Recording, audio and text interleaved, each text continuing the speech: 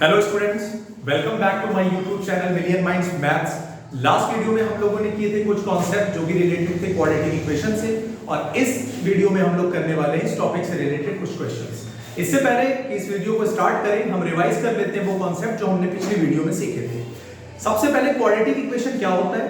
तो quadratic equation वो equation होता है जिसकी डिग्री 2 होती है, और वो डिग्री क्या होती है? उस इक्वेशन में जो यूज्ड वेरिएबल होता है उसकी मैक्सिमम पावर को हम क्या बोलते हैं? डिग्री बोलते हैं। क्वाड्रेटिक इक्वेशन को सॉल्व करने के लिए एनसीईआरटी में 3 मेथड्स यूज किए गए हैं। एक फैक्टराइजेशन मेथड, दूसरा कंप्लीटिंग द स्क्वायर, और तीसरा quadratic formula. Completing the square method is not important as board point of view, तो हम उसको डिस्कस यहां पर नहीं करेंगे। मेनली जो दो मेथड हम लोग यहां पर यूज करेंगे वो होगा क्वाड्रेटिक फार्मूला और फैक्टराइजेशन मेथड। इसके अलावा हमने पढ़ा कि किसी भी क्वाड्रेटिक इक्वेशन के रूट्स को, उसके नेचर को डिसाइड करता है discriminant. Value of discriminant is b square minus 4ac। हम फाइंड करते हैं b स्क्वायर माइनस 4ac, और ये हमको बताता है कि अगर d की वैल्यू ग्रेटर देन 0 है, इसका मतलब दो डिस्टिंक्ट रूट यानी दो अलग-अलग रूट एग्जिस्ट करेंगे। अगर d की वैल्यू 0 के बराबर आती है तो रूट्स रियल होंगे और इक्वल होंगे, और अगर d की वैल्यू 0 से छोटी आती है तो उस क्वाड्रेटिक इक्वेशन के रूट्स एग्जिस्ट नहीं करेंगे। तो हम आज की वीडियो शुरू करते हैं। हम कुछ क्वेश्चन सॉल्व करेंगे, पहले फैक्टराइजेशन मेथड के, और उसके बाद क्वाड्रेटिक फार्मूला, और उसके बाद हम कुछ वर्ड्स प्रॉब्लम्स को सॉल्व करेंगे। तो स्टार्ट करते हैं। हमारा फर्स्ट क्वेश्चन है √2x square plus 7x plus 5√2 is equal to 0. As I told you earlier in the last video कि हमको क्या करना है कि हमको एक्सट्रीम वैल्यूज को मल्टीप्लाई करना है, यानी हमें इस √2 को इस 5√2 से मल्टीप्लाई करना है। सो अगर मैं करता हूं 5√2 into √2, so √2 and √2 will give you 2, यानी 5 2 आपको कितना मिलेगा? 10 मिलेगा। और मैंने बताया था कि जो दो नंबर इन दोनों को इनटू करने पर मिलेगा, उसके फैक्टराइजेशन करने पर जो दो नंबर मिलेंगे तुम्हें, वो ऐड या सबट्रैक्ट करने पर तुम्हें मिडिल टर्म देना चाहिए। तो 10 को अगर मैं ब्रेक करता हूं तो 5 2 are 10 and 5 plus 2 is 7, तो मुझे ज्यादा प्रॉब्लम नहीं फेस करनी पड़ेगी, मैं डायरेक्टली इसको ब्रेक करूंगा यहां पर। That is 5x plus 2x plus 5√2 is equal to 0। उसके बाद मैं दो दो की पेयरिंग करूंगा और यहां से मैं कॉमन फाइंड करूंगा। √2 और 5 मुझे पता है कि इसमें कुछ भी कॉमन नहीं हो रहा है, तो मुझे कुछ करने की जरूरत नहीं है। x स्क्वायर और x, इसमें से जो कम पावर होगी वो हमेशा कॉमन होकर बाहर चली जाएगी। तो मैं यहां से x को कॉमन ले लेता हूं, और यहां पर बचेगा √2।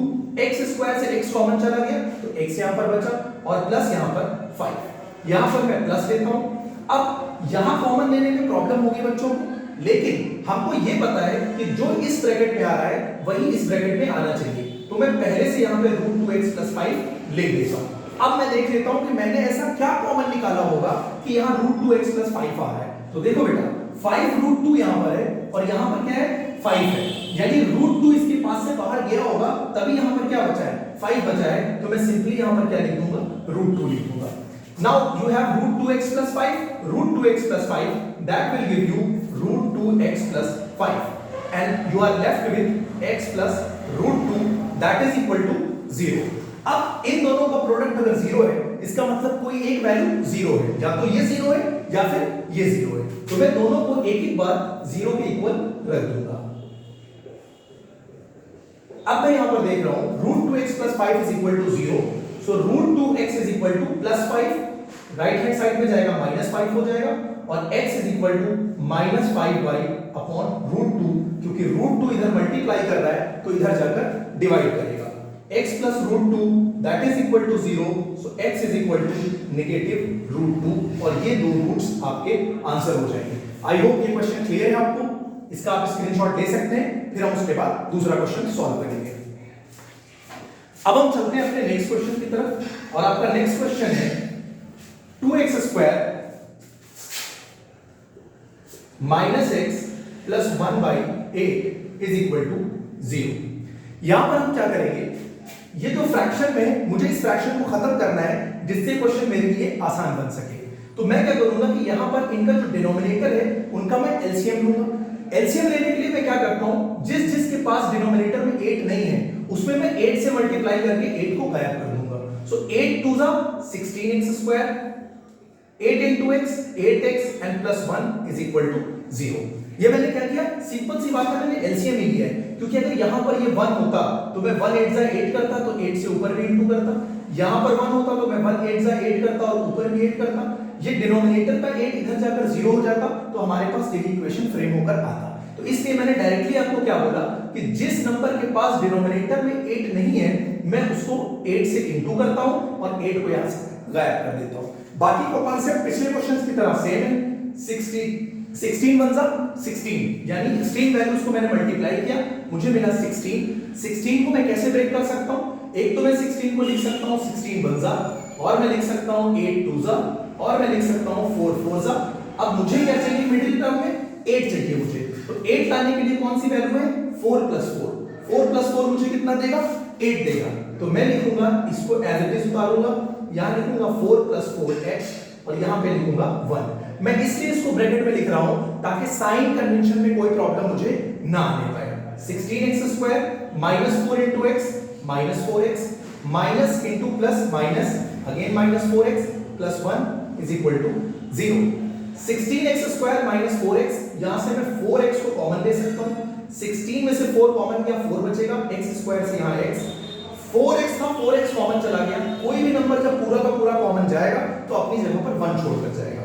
माइनस यहां कुछ भी कॉमन नहीं है, जहां कुछ भी कॉमन नहीं है वहां पर हमेशा 1 कॉमन लिया जाएगा। तो 4x minus 1 is equal to 0. Now you have 4x minus 1, 4x minus 1 is equal to 0. 4x minus 1 is equal to 0. So x is equal to 1 by 4. Similarly 4x minus 1 is equal to 0. So again you will get x is equal to 1 by 4. I hope this question is also clear to you. इसके अलावा मैं इस question को अगर ध्यान से देखूं तो मैं इसको अलजेब्रिक आइडेंटिटी से भी सॉल्व कर सकता हूं, क्योंकि 16x² को मैं क्या लिख सकता हूं? 4x होल स्क्वायर, और मैं 1 को लिख सकता हूं 1 square. So now you have a² plus b², और 8x को अगर मैं ब्रेक करता हूं तो मैं इसको लिख सकता हूं 2 into 4x into 1, a² plus b² minus 2ab। तो ये डायरेक्टली क्या बन जाएगा? a minus b whole square. तो मैं इस आइडेंटिटी से भी इस क्वेश्चन को सॉल्व कर सकता हूं। आई होप ये दो क्वेश्चंस आपको फैक्टराइजेशन मेथड के क्लियर हो चुके हैं। अब मैं इसको हटाता हूं यहां से, और इसके बाद हम लोग चलेंगे क्वाड्रेटिक फार्मूला पे। क्वाड्रेटिक फार्मूला मैंने आपको क्या बताया था?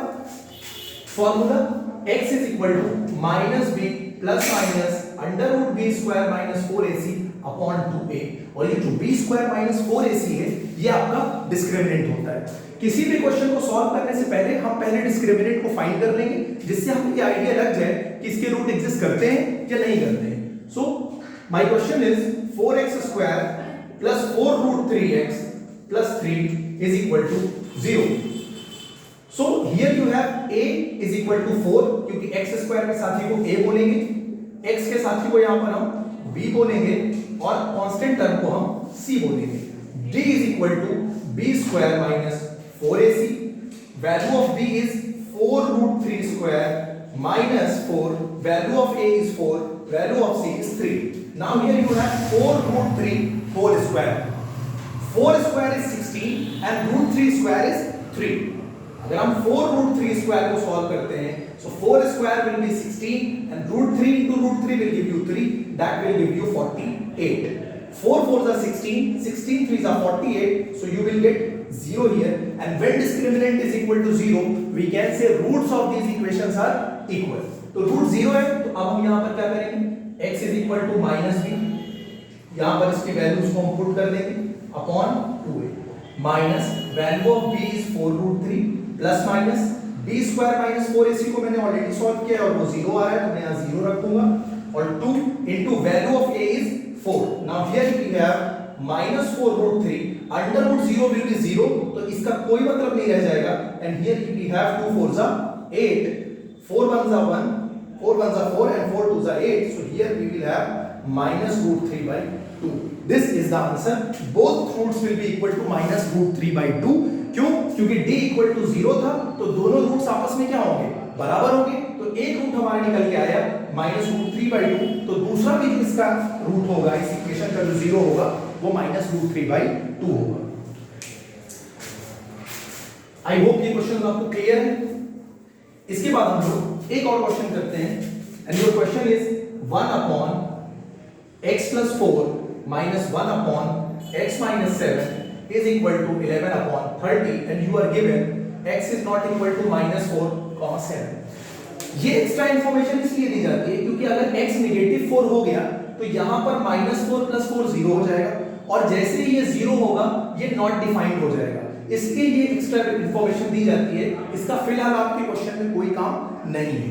जब भी फ्रैक्शन में कोई क्वेश्चन मिले तो उसको सॉल्व करने का सीधा सा फंडा ये समझो कि हम इसको इससे मल्टीप्लाई करेंगे, इसको इससे और इन दोनों को आपस में। इस तरह से हम क्वेश्चन को क्या करते हैं, पहले सिंपलीफाई करते हैं। यानी अगर कहीं लिखा हुआ है a/b और +-c/d तो हम क्या करेंगे, a × d, b × c और b × d।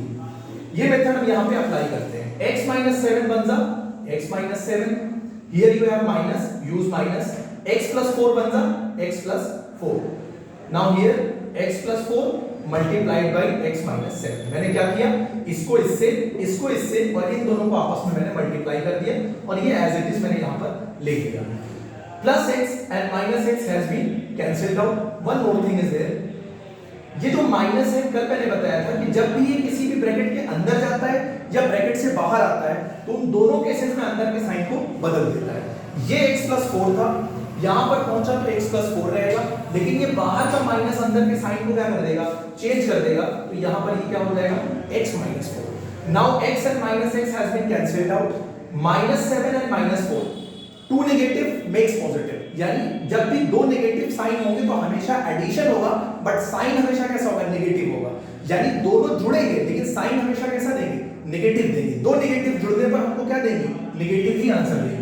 सो -4 और -7 हो गया एडिशन, लेकिन साइन लगेगा माइनस का, तो -11। x + 4 x - 7, अगर हम इसको सॉल्व करेंगे तो हमें मिलेगा x² + 4x - 7x and -28, that is 11/30। यहां पर भी मैं देख रहा हूं 11, यहां पर भी मैं देख रहा हूं 11 है, तो 11 बन जा मैं ऐसे डायरेक्टली काट सकता हूं। यहां पर हुआ -1, you are left with x² - 3x and -28 is equal to 1/30। अब हम क्या करेंगे, क्रॉस मल्टीप्लिकेशन। 30 बन जा, that is -30, here you have x² - 3x and -28। हम सबको एक तरफ लेकर जाएंगे, तो ये x² - 3x, इस -30 को अगर मैं इधर लेकर आऊंगा तो ये +30 हो जाएगा और -28 अब ऑलरेडी था यहाँ पर, तो 30 - 28 मुझे क्या मिलेगा, +2 मिलेगा। ये इक्वेशन मेरा फ्रेम हो जाएगा और इसके बाद इस इक्वेशन को आप चाहे फैक्टराइजेशन मेथड से सॉल्व करो चाहे क्वाड्रेटिक इक्वेशन से सॉल्व करो, दोनों आपके लिए बिल्कुल आसान बन जाएगा। आई होप यहां तक आपको ये बातें क्लियर है। अब आप इसका रिवीजन कैसे करेंगे, इस चैप्टर का रिवीजन करने के लिए आपको करना ये है कि आपको 4-5 क्वेश्चंस फैक्टराइजेशन मेथड के सॉल्व करने हैं, 4-5 क्वेश्चंस आपको क्वाड्रेटिक फार्मूला से याद करने हैं, यानी सॉल्व करने की प्रैक्टिस करनी है। एक बार जब आप ये कॉन्फिडेंट हो जाएंगे कि अब कोई भी क्वाड्रेटिक फार्मूला यानी कोई भी क्वाड्रेटिक इक्वेशन अगर मुझे दिया जाता है तो या तो मैं उसको स्प्लिट मेथड से सॉल्व कर सकता हूं, और अगर मैंने स्प्लिट मेथड नहीं यूज किया तो मैं उसको क्वाड्रेटिक फार्मूला से सॉल्व कर सकता हूं। जब आप इस बात पे कॉन्फिडेंस आपके अंदर आ जाए, यानी आप कॉन्फिडेंट हो जाए, तो उसके बाद वर्ड प्रॉब्लम को आपको क्या करना है, सिंपली इक्वेशन फ्रेम करना है और इक्वेशन फ्रेम करने के बाद आपको छोड़ देना है। प्रैक्टिस पॉइंट ऑफ व्यू के लिए एग्जाम से पहले कैसे प्रैक्टिस करनी है मैं इसकी बात बता रहा हूं। यानी आप वर्ड प्रॉब्लम को क्या करोगे, इक्वेशन में फ्रेम करोगे, और चूंकि आप ऑलरेडी कॉन्फिडेंट हो कि किसी भी क्वाड्रेटिक इक्वेशन को या तो आप फैक्टराइजेशन से सॉल्व कर दोगे या वो फैक्टराइजेशन से नहीं सॉल्व होता है तो आप उसको क्वाड्रेटिक फार्मूला से सॉल्व कर दोगे। जब इस बात पे आप कॉन्फिडेंट हो जाओ तो आप वर्ड प्रॉब्लम को कैसे प्रैक्टिस करोगे कम टाइम में, कि आप उनको क्वाड्रेटिक इक्वेशन में कन्वर्ट करोगे और कन्वर्ट करके छोड़ दोगे। क्यों, क्योंकि आप सॉल्व करना ऑलरेडी सीख चुके हो। ये बात क्लियर है। अब हम लोग क्या करेंगे, यहां से कुछ वर्ड प्रॉब्लम्स करेंगे। तो अब हम सॉल्व करेंगे अपनी ये पहली वर्ड प्रॉब्लम इस एक्सरसाइज की। क्वेश्चन है, the sum of reciprocals of Rahman's ages in years 3 years ago and 5 years from now is 1/3, find its present age। देखो, जब भी कोई एज का क्वेश्चन आएगा हम सबसे पहले क्या करेंगे, हमेशा प्रेजेंट एज मानेंगे।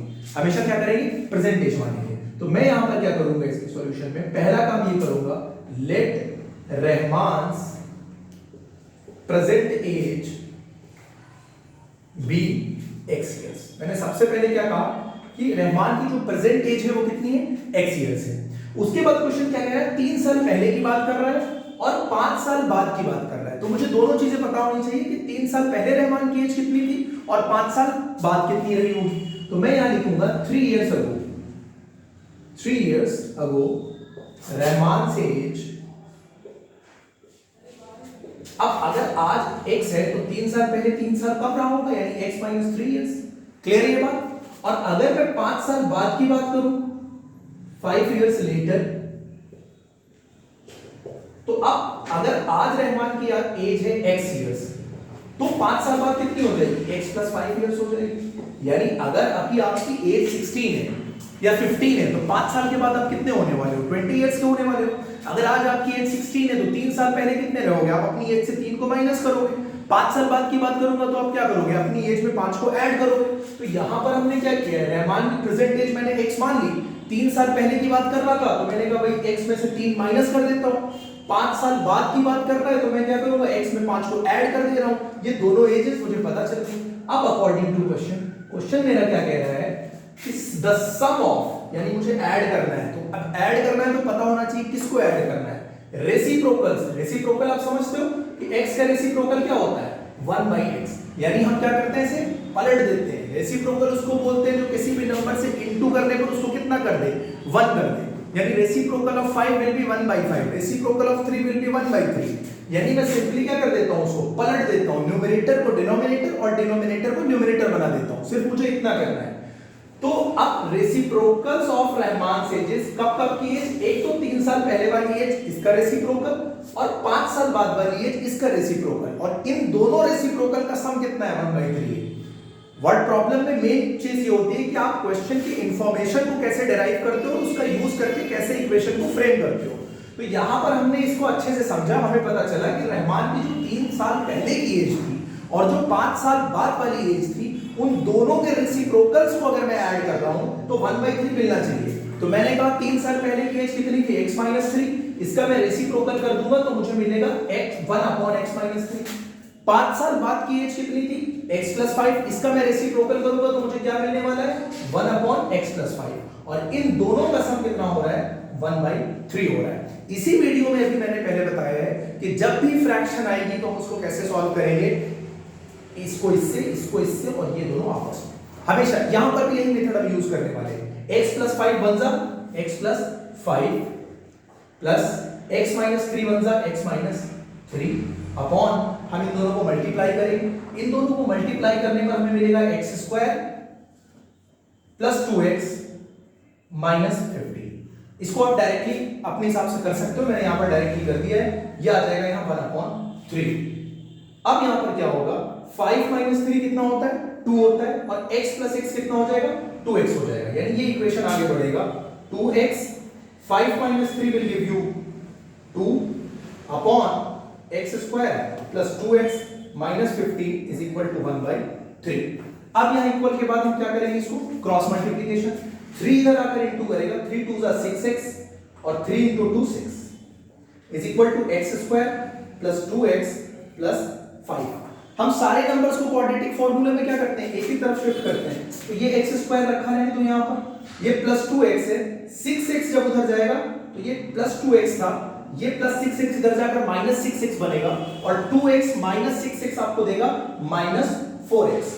यहां पर ये 5 था पहले से, और ये 6 जब इधर जाएगा तो माइनस 6 आपको कितना देगा, 5 माइनस 6 आपको देगा माइनस 1। इसको आप रख दोगे 0। क्लियर है यहां तक? तो x square minus 4x minus 1, एक मिनट, मुझे लग रहा है कहीं पर कैलकुलेशन मिस्टेक हुई है। That is 2x minus 15, sorry I have written is that 2x plus 5। Wait a minute, don't write it down. So that will give you x square plus 2x minus 15, right. तो हम फिर से equation frame करते हैं। ये हमें मिलेगा x square, 6x इधर जाकर कितना हो जाएगा, 2x माइनस 6x, ये हमें कितना देगा, 2x माइनस 6x, ये हमें देगा माइनस 4x, माइनस 15 यहाँ पहले से था, प्लस 6 इधर जाकर माइनस 6 होगा, माइनस 15 इंटू माइनस x होगा माइनस 21। ये हमारा इक्वेशन फ्रेम हो जाएगा।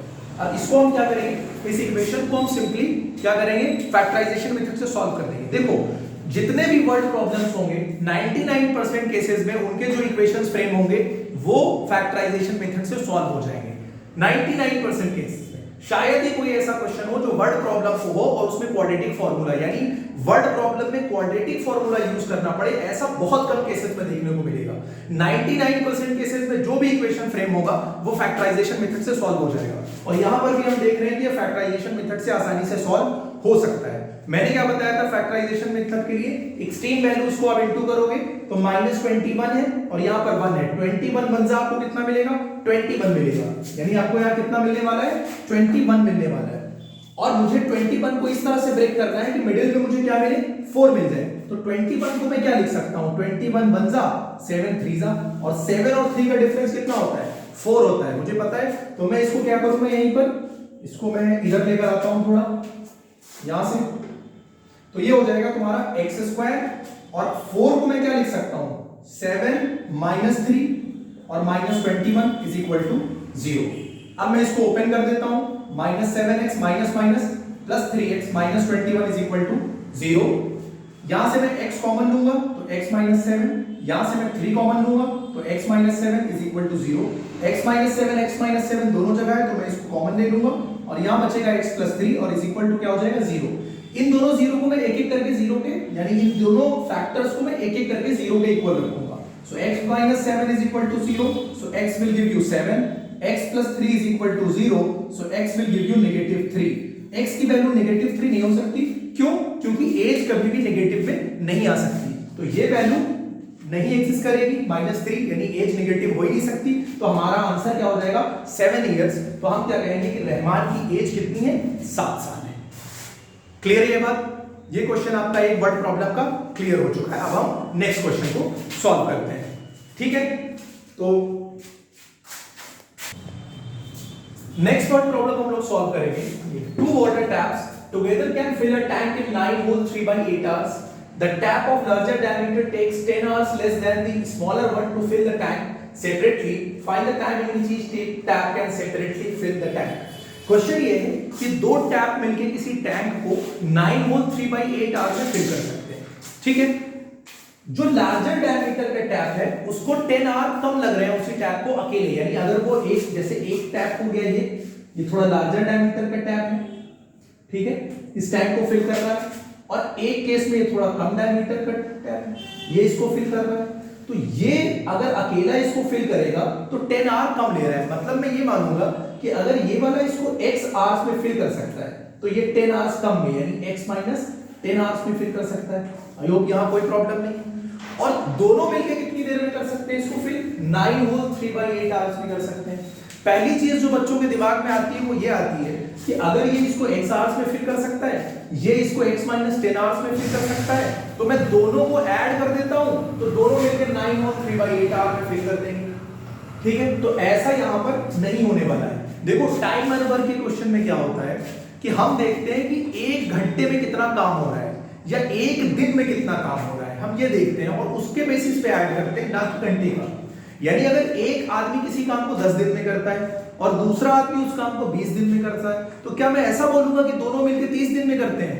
नहीं ना, अगर मैं ऐसा बोलता हूं तो गलत बोलूंगा मैं। तो वहां पर हम क्या करेंगे, हम 1 डे वर्क निकालेंगे, यानी अगर कोई आदमी किसी काम को 10 दिन में कर रहा है तो वो हम देखेंगे कि एक दिन में कितना पार्ट करेगा उस काम का, तो हम देखेंगे कि एक दिन में कितना करेगा, 1/10 करेगा। भाई अगर कोई वॉल है, जैसे इस तरह से कोई वॉल है और इसको कोई आदमी 10 दिन में कंप्लीट कर सकता है वॉल को, तो मैं कहूंगा एक दिन में कितना करेगा, 1/10, फिर दूसरे दिन कितना करेगा, 1/10, फिर तीसरे दिन करेगा 1/10। इस तरह से वो 10 दिन में उस वॉल को क्या करेगा, कंप्लीट कर देगा। तो इसी तरह से जो स्मॉलर डायमीटर का टैप है, अगर वो x आर में फिल करता है इसको, तो सपोज 1 आर में इतना फिल कर देगा, मान लिया कि 1 आवर में इतना फिल कर दे रहा है, तो ये कितना हो जाएगा, 1/x पार्ट हो जाएगा। हमेशा जब भी इस तरह का क्वेश्चन दिया हो कि कोई किसी काम को 10 डेज में कर सकता है, तो हम कहेंगे कि 1 डे में कितना वर्क करेगा, 1/10। कोई किसी काम को 5 आवर्स में कर सकता हो, तो हम कहेंगे 1 आवर में, यानी 1 आवर में कितना करेगा, 1/5। तो x आवर में इसको फुल कर सकता है, तो 1 आवर में कितना फुल करेगा, 1/x पार्ट। ये x माइनस 10 आवर में फिल कर सकता है, तो 1 यानी 1 आवर में कितना फिल करेगा, 1/x माइनस 10, इतना पार्ट फिल करेगा। क्लियर है ये बात? और अगर दोनों एक साथ चला दिए जाए किसी टैप में, यानी मैंने इस टैंक में क्या किया, इधर से इसको चलाया और इधर से कम डायमीटर को चलाया, जब दोनों मिलकर करेंगे तो ये जो इतना पोर्शन भर रहा है, ये इतना पोर्शन भर रहा है, ये दोनों मिलकर इसको भरेंगे ना, तो तो ये दोनों पार्ट क्या हो जाएगा, ऐड हो जाएगा। यानी यहां से उसने कितना भरा 1/x - 10 पार्ट भरा, इसने कितना भरा है 1/x पार्ट भर दिया है। तो दोनों ने मिलकर कितना भरा, तो देखो ये दोनों मिलकर टैप को कितनी देर में फिल कर सकते हैं 9 होल 3/8 आवर में। 9 होल 3/8, इसको अगर आप फ्रैक्शन में बदलोगे तो कितना आ जाएगा, यानी इम्प्रॉपर फ्रैक्शन में 75/8 आवर्स में फिल करते हैं। अभी मैंने क्या बताया था, जब टाइम दिया हो तो उसको क्या करना, पार्ट का निकालने के लिए कि 1 आवर में कितना करता है तो उसको रेसिप्रोकल कर देना। तो अगर 75/8 आवर्स में ये इस टैंक को फुल कर रहा है तो मैं क्या करूंगा कि 1 आवर में कितना करेगा, तो इसका रेसिप्रोकल कर दूंगा। 1 आवर में कितना करेगा 8/75। क्लियर है ये बात कि मैं क्या करूंगा, रेसिप्रोकल करूंगा। अभी मैंने क्या एग्जांपल दिया था कि अगर 10 डेज में कोई काम फिनिश हो रहा है तो 1 डे में कितना होगा 1/10। तो ये काम कितनी देर में कंप्लीट हो रहा है 75/8 आवर्स में, तो 1 आवर में कितना होगा 8/75।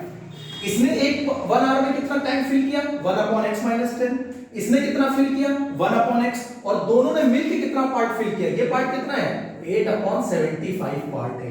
तो यहां पर मैं लिखूंगा 8/75। ये फिर उसी तरह से इक्वेशन फ्रेम हो गया, ये इससे और ये दोनों आपस में इनटू करेंगे। x बन जा x - 10 बन जा x - 10, x into x square, x into 10 10x, and here you have 8/75। x plus x 2x minus 10 is equal to 8/75। अब यहां से हम क्या करेंगे क्रॉस मल्टीप्लिकेशन, इन दोनों को हम क्या करेंगे क्रॉस मल्टीप्लिकेशन करेंगे। तो मैं यहां पर कर देता हूं, या एक और चीज उससे पहले आसान बनाने के लिए मैं क्या कर सकता हूं, यहां से मैं 2 को कॉमन ले सकता हूं। अगर मैं यहां से 2 को कॉमन लूंगा तो वो 2 यहां कॉमन होकर इस 8 को कट कर सकता है, यानी यहां मुझे क्या बचेगा x - 5 मिलेगा मुझे यहां पर, क्योंकि 2 मैंने कॉमन लिया है। और ये 2 इस 8 को कट करेगा तो यहां कितना मिलेगा 4 मिलेगा। यहां बात क्लियर है, यहां से मैंने 2 को कॉमन लिया और उस 2 ने इस 8 को कट किया, तो यहां पर हो गया 4 और यहां क्या हो गया x - 5, और उसके बाद यहां मैं क्या करूंगा क्रॉस मल्टीप्लिकेशन। ठीक है, तो 4 into x square 4x square, 4 into 10x 40x, 75 into x 75x, and 75 into 5 जब हम करेंगे तो कितना आ जाएगा 375। ये बात क्लियर है, इस तरह से ये इक्वेशन क्या हो जाएगा फ्रेम हो जाएगा। एक मिनट मैं इसको थोड़ा ऊपर लेता हूं शायद नीचे बोर्ड विजिबल ना हो। तो यहां तक ये दिखाई दे रहा है, ये क्लियर है ये यहां तक, ये आप लोगों को दिखाई दे रहा है ये 8/75। तो मैं इस इक्वेशन को थोड़ा ऊपर ले लेता हूं। मैंने क्या बताया, यहां से मैं अगर 2 कॉमन लूंगा उधर से अगर कट करेगा तो यहां क्या बचेगा x - 5 upon x square minus 10x, और यहां बचा 4/75। और इसको मैंने फिर क्या किया क्रॉस मल्टीप्लिकेशन, तो 75 into x 75x, 75 into 5 will give you 375, 4 into x square 4x square, and 4 10s are 40x। अब इसके बाद मैं क्या करूंगा, इसको इधर लेकर जाऊंगा तो हमारे पास हो जाएगा 4x स्क्वायर माइनस 40x था ये, और 75x जब इधर गया तो माइनस 75x हो गया, माइनस 75x और माइनस 40x मिलकर बनाएंगे 115x, और माइनस 375 उधर जाकर क्या बना देगा प्लस 375 इज इक्वल टू 0। अब क्या करना है, कई लोगों को लग रहा है कि इक्वेशन बहुत ज्यादा डिफिकल्ट हो गया, सॉल्व करने में प्रॉब्लम होगी। कुछ भी प्रॉब्लम नहीं होने वाली है, इसको फैक्टराइजेशन मेथड से बहुत आसानी से सॉल्व करने वाले हैं। मैंने क्या बताया था कि आप एक्सट्रीम वैल्यूज को मल्टीप्लाई करोगे, तो अगर आप 4 को 375 से इंटू करते हो तो आएगा 1500। 4 को अगर आप 375 से इंटू करते हो तो आएगा 1500, और 1500 को इस तरह से ब्रेक करना है कि मिडिल टर्म क्या आ जाए 105 आ जाए। अगर मैं ध्यान से देखूं तो मैं 1500 को क्या 15 into 100 नहीं लिख सकता हूं, और 15 और 100 का सम 115 नहीं होता है। तो ये सिंपली क्या हो गया ब्रेक हो गया। जितना मुश्किल लग रहा था ये बिल्कुल भी मुश्किल नहीं था, बल्कि कहीं ज्यादा आसान था। मुझे यहाँ पर प्राइम फैक्टराइजेशन भी नहीं करना पड़ा, सीधे सीधे मुझे दिखाई दे रहा है कि 15 into 100 1500 होता है, और 15 plus 100 115 होता है। मुझे ब्रेक करने की जरूरत ही नहीं पड़ी, तो मैंने इसको लिखा माइनस 15x और माइनस 100x और प्लस 375 इज इक्वल टू 0। अब इस इक्वेशन को आप आसानी से सॉल्व कर सकते हैं। मैं इसको यहीं पर छोड़ रहा हूं, आप इसको सॉल्व करके इसका सॉल्यूशन मुझे कमेंट सेक्शन में बता सकते हैं। आज का वीडियो मैं यहीं पे खत्म करता हूं। अगर आपको कोई और प्रॉब्लम होती है, एक चीज और मिसिंग रह गई शायद, डिस्क्रिमिनेंट का मैं एक क्वेश्चन और डिस्कस कर लेता हूं, एक्सरसाइज 4.4 का, और उसके बाद मैं इस वीडियो को वहीं पे खत्म करता हूं। एक मुझे लास्ट में क्या करना है कि एक क्वेश्चन डिस्कस करना है, ठीक है। अब हम ये क्वेश्चन करते हैं, इसमें क्या बोल रहा है कि find the value of k if the given equations has equal roots. कल वाली वीडियो में यानी इसके फर्स्ट पार्ट में क्वाड्रेटिक इक्वेशन में हमने ये सीखा था कि अगर किसी भी क्वाड्रेटिक इक्वेशन के रूट्स इक्वल है, इसका मतलब डिस्क्रिमिनेंट की वैल्यू क्या है, 0 है, यानी d इज इक्वल टू क्या होना चाहिए, 0 होना चाहिए। तो मैं क्या करूंगा, इस इक्वेशन का डिस्क्रिमिनेंट फाइंड करूंगा। डिस्क्रिमिनेंट फाइंड करने के लिए जरूरी क्या है कि इक्वेशन अपनी जनरल फॉर्म में होना चाहिए। जनरल फॉर्म का मतलब ये है कि इक्वेशन ax² + bx + c = 0 इस फॉर्म में इक्वेशन होना चाहिए। तो क्या मैं देख रहा हूं इस इक्वेशन इस फॉर्म में है, मैंने देखा नहीं है, तो मैं पहले इसको इस फॉर्म में अरेंज करूंगा। ये मल्टीप्लिकेशन हो रहा है, ये बाइनोमियल है, ये मोनोमियल है, तो मैं मल्टीप्लाई करूंगा kx * x that will give you kx², kx * -2 that will give you -2kx + 6 = 0। अब यहां मैं देख रहा हूं कि a की वैल्यू क्या है, k, क्योंकि वो x² का साथी है, b की वैल्यू क्या है, -2k, क्योंकि वो x का साथी है, और c की वैल्यू क्या है, 6 है। Because roots of the given equations are equal, hence मैं क्या कह सकता हूं कि b² - 4ac = क्या होना चाहिए, 0 होना चाहिए। b की वैल्यू कितनी है, -2k, इसका मैं स्क्वायर करूंगा 4, और a की वैल्यू है k, और c की वैल्यू है 6, और इक्वल टू में यहां क्या लिख दूंगा, 0 लिख दूंगा। -2k², देखो -2 का स्क्वायर 4 हो जाएगा, k² हो जाएगा, -4 * k * 6, ये हो जाएगा 24k = 0। 4k -24k मैं यहां ऐसे कर सकता हूं कि 4k² = कितना हो जाएगा, 24k, तो k = कितना हो जाएगा, 6 आ जाएगा यहां आसानी से, ठीक है। मैं ऐसे क्या कर सकता हूं, 6 कर सकता हूं, या मैं ऐसे भी कर सकता हूं कि 4k को मैं कॉमन ले सकता हूं, तो यहां पर k - 6 बचेगा, 4k = 0, सो k की वैल्यू क्या हो जाएगी, 0, k - 6 = 0, सो k = क्या हो जाएगा, 6। मैं ऐसे भी कर सकता हूं, लेकिन k की वैल्यू 0 क्यों नहीं आएगी, क्योंकि अगर k की वैल्यू 0 आ गई तो ये क्वाड्रेटिक इक्वेशन नहीं रह जाएगा, इसलिए हम इस वैल्यू को कंसीडर नहीं करेंगे। तो k की एग्जैक्ट वैल्यू क्या होगी, 6 होगी, ठीक है। अब अगर आपको इस टॉपिक से कुछ भी प्रॉब्लम आ रही है, मैंने हर तरह के क्वेश्चंस को सॉल्व कर लिया है। हमने फैक्टराइजेशन मेथड के क्वेश्चंस किए हैं, हमने क्वाड्रेटिक फार्मूला के क्वेश्चंस किए हैं, हमने वर्ड प्रॉब्लम डिस्कस करी है, और हमने डिस्क्रिमिनेंट से रिलेटेड भी क्वेश्चन कर लिए हैं। इन दो वीडियोस को देखने के बाद पार्ट 1 और पार्ट 2 आपको क्वाड्रेटिक इक्वेशन में कोई प्रॉब्लम फेस नहीं होने वाली है। इसके बाद भी अगर आपको प्रॉब्लम फेस होती है तो आप कमेंट सेक्शन में अपने क्वेश्चंस डाल सकते हो, मैं आपकी क्वेरीज को सॉल्व करके आपको सॉल्यूशन प्रोवाइड करूंगा। Next video most probably trigonometry पर होगा, तो आप वेट करिए, 1 या 2 दिन में आपको ट्रिग्नोमेट्री का वीडियो मिल जाएगा। Thank you so much.